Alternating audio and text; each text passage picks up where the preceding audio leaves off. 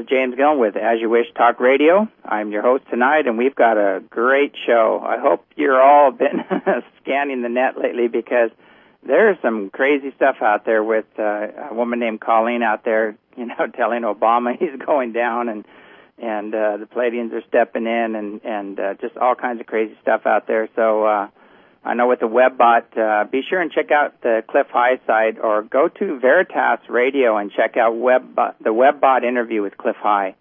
I strongly recommend listening to that. There are some major events unfolding that you want to be aware of, and little heads up, we are moving into a doorway here where there's some big changes coming down the pike, so you might want to do a little research there. Hopefully we can cover some of that tonight. And I've got an awesome guest here. I have Aaron McCollum. He's a super soldier, and he's been on so many other talk shows that I don't think he needs a huge introduction, but there's so many things I want to talk about. I just want to get right into this. So, Aaron, are you with us?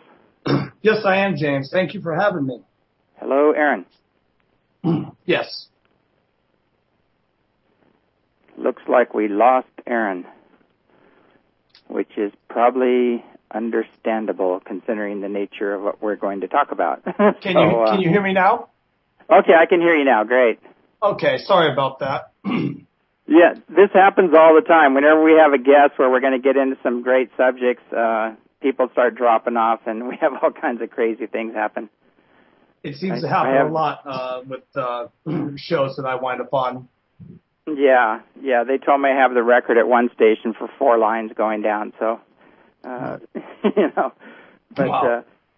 But anyway, I'd love to get into just a little bit about your history. I really want to get into some other subjects, though, but can you talk to us a little bit about your history, and I know you've been involved since 3 years old, I guess, with the Super Soldier program and some of the other things, but maybe a quick, brief recap on that for people that don't know who you are.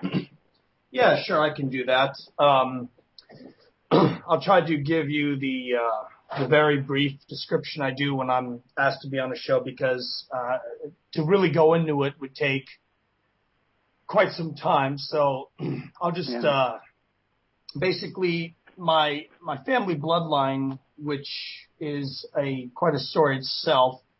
I can just simply go back to my grandparents on both sides, who both my grandfathers who died under mysterious causes, and the rest that went on with theirs. Again, more of a story, but just focusing on my dad's side, the McCollum side.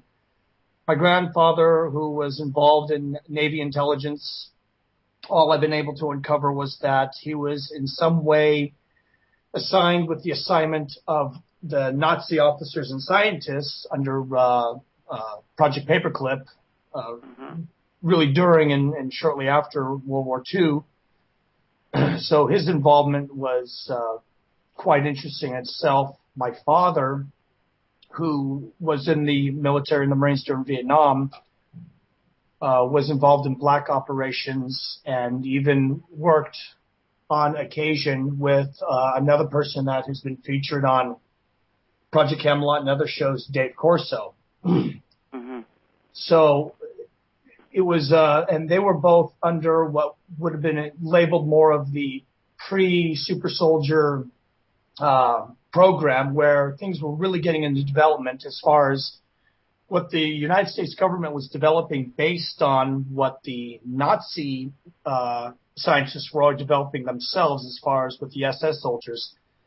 And then I came along, and the very first memory that I have been able to actually get confirmed through some family members was being taken to some sort of installation. It appeared to be very sterile, almost as a hospital type setting, by my grandmother on my father's side, and where I was somehow made to be incapacitated. I couldn't move. I was almost paralyzed, but I was conscious. And I was thrown into a pool or a tank of some kind of water.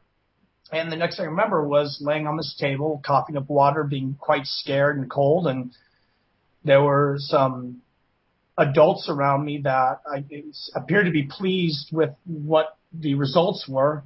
And that was the beginning of my childhood where things really kicked off when I was about 5 with a pretty intense regiment of various things, such as, learning survival, hand-to-hand combat, weapons handling, also even learning somewhat about explosives, but a lot of it was more on the side of really developing me into the right frame of mind to be able to do what I was going to be doing later on. So there were such things as a lot of cold water submersion, also sensory deprivation chambers that I was exposed to, and even psychotropic drugs and whatnot. And it went into stages where you would go a couple of years and basically imagine it like the school system, but it was separate, where you would graduate from a stage and you would go with the next group. So it was almost like a pyramid effect where you started with a certain number of children, and obviously the number grew smaller as you went up the ranks. And then at the age of 16, I was contacted by a source, which I can't even begin to tell you how they contacted me, but I received a package in the mail, and the package basically told me to be at a location in Vancouver, Washington at a certain time. Come alone, I did. And I showed up at an office that looked like it was a regular Coast Guard recruiting office, but I was asked to come in the back where I met with some gentlemen, and they told me that 2 years from that point, I would be joining the Coast Guard. It wasn't an option. And from there, the rest of my career in the military and really the special projects really carried out. And of course, I'm leaving out a lot of the details just because I'm trying to give you a brief summary. I know we have limited time. Yeah. So, yeah, and then of course, the two main operations that I was a part of when I was doing the other side, not doing my regular Coast Guard side, because there was a lot of times when I was regular Coast Guardsman Petty Officer McCollum, the other side, the two main operations I was a part of was Operation Spyglass, which is the global network of military abductions based out of the United States. And the second part is what I've been speaking about, known as Project Seagate, which was a base which did a lot of interesting research and development and other things like that. Yeah, the Seagate sounds really interesting. And is that any way connected to that the other one off of is it the I was trying to think if it was the Gulf? Is it Aden? The Gulf of Aden? Is that Seagate anywhere near that, or? No, actually, the military installation I was at was in the vicinity of Puerto Rico. It's actually in the Caribbean. There are 3 underwater, above and / underwater military installations, U.S. operated military installations in the Caribbean, and I was at one of them. Well, I spent a little bit of time at the other one known as Water Island, but the main one was at Procy, which is obviously on the other side of the Atlantic from the Gulf of Aden.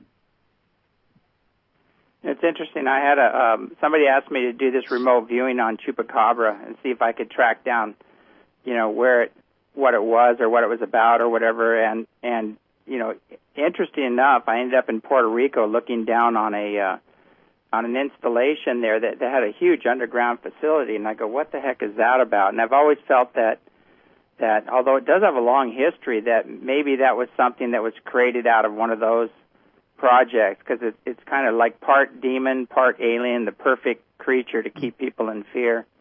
It certainly is, and Puerto Rico does hold a lot of secrets.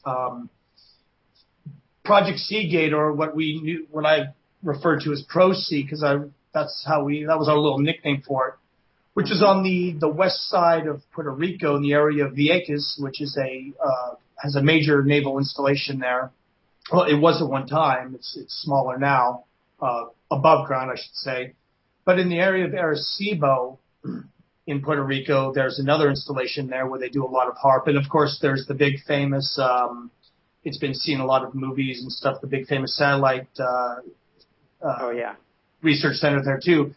But it's funny you should mention that, because with a lot of the research I've been doing just to try to bring forth some of the memories and the things I was a part of, I have discovered through recent contacts in Puerto Rico that there is a tremendous amount of not just UFO sightings, but USO, underwater submersible objects there. Mm-hmm.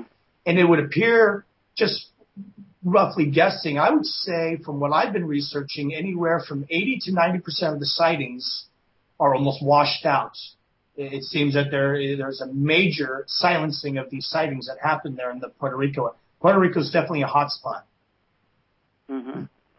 Now, do you think those are ours or theirs, or maybe a combination of both? It's absolutely a combination of both. And I can only say that because of my experience of what I was dealing with at Project Seagate. Mm-hmm. Can you talk about some of the things going on there at Project Seagate, some of the things that you experienced while you were there? Sure. Well, the one of the big projects I was a part of, which it wasn't necessarily, I wasn't in the research and development side. I mean, I was there and didn't develop, but I was part of the security force there, just running, keeping the whole complex secure. But there was a multitude of jobs that I did there, because being trained, we were, you could say that I was a multi-purpose soldier, if you will. Mm-hmm. And one of the main operations there is actually a hybrid program, and it's under something called some people say it's called Project Omega. It's the Omega Project. That doesn't really matter. It's known as Omega. It was a sister development facility that kind of took technology that was already being developed elsewhere to create a hybrid, an aquatic hybrid type of, you could say, a super soldier, or also used for more of reconnaissance. A lot of it was actually reconnaissance. And when I talk about the Omega Project, it's something that I've actually have spoken with Dr. Bill Deagle extensively about. And there's the Omega Project was originated as far as what the U.S. shadow government was really getting into with the Human Jackal Hybrid program, which began well over 20 years ago now. The reason, that's something Dr. Bill Deagle can talk about more, but what I'm referring to was the Human Dolphin Hybrid program. I've had a lot of people say, oh, well, are these, mermen, or are they people walking around with scales? Well, no, that's not the case at all. It's much more subtle and much more realistic and a lot less sci-fi, you could say. Although, as I'm sure you know, James, a lot of stuff that's shown in sci-fi films is actually reality. So I'll just try to be a little bit brief here, because I can get a little long-winded, so I apologize for that. But no problem. The Dolphin Human Hybrid program was developed into 2 phases. One phase was to really morph the abilities and attributes of what a human carries with them with those of a dolphin. Where does this lie in? Well, when I was a child, there was several times when I was taken down to San Diego to the Coronado Naval Station, where they have the U.S. Naval Dolphin Research Center, which is very well known in the public eye. And as many people know, the dolphins would have little cameras and stuff stuck on them, and they would say, oh, that's for looking for underwater